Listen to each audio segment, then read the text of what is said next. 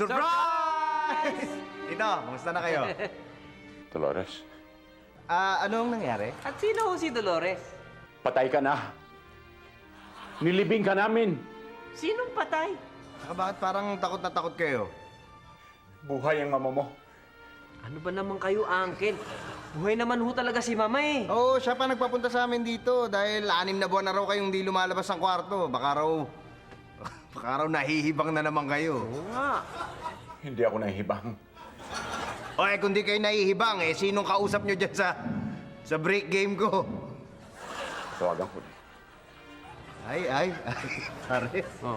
Mukhang nalipasan na ng gutom tong tsuhin mo. May tililing na eh. Uncle, kumain ka na ba? Sumagot ka.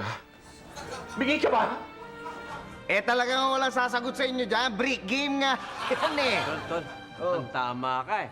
Kasi tinipos yun ng bata eh. Mukhang sinusumpong na naman eh. Mabuti ba, alam mo, sakyan na lang natin to. Baka matauhan. Sakyan natin yung trip niya, ha? Sige, sige. Uncle, sumagot ho ba? Ay, sumagot. Wala ho talagang sasagot dyan. Pare, wag mo nang patulan. Uminahon ka, ha? Nakakainis na eh. Sandali. Sakyan mo na lang. Tito, sino ba talaga kausap nyo? May taong gustong manakot sa akin. Ano? Ikaw? Tatakutin? Mas nakakatakot pa nga yung pinagagagawa mo eh. Pare, konting lamig. Sino naman ang gusto manakot sa inyo? Maring ibang tao. Maring taong nakatira mismo sa bahay na ito. Sinong tao?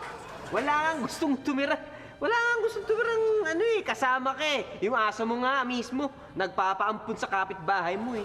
Baka naman may multo. Or may nakikita ba kayo dito? Mga taong hindi ko kilala.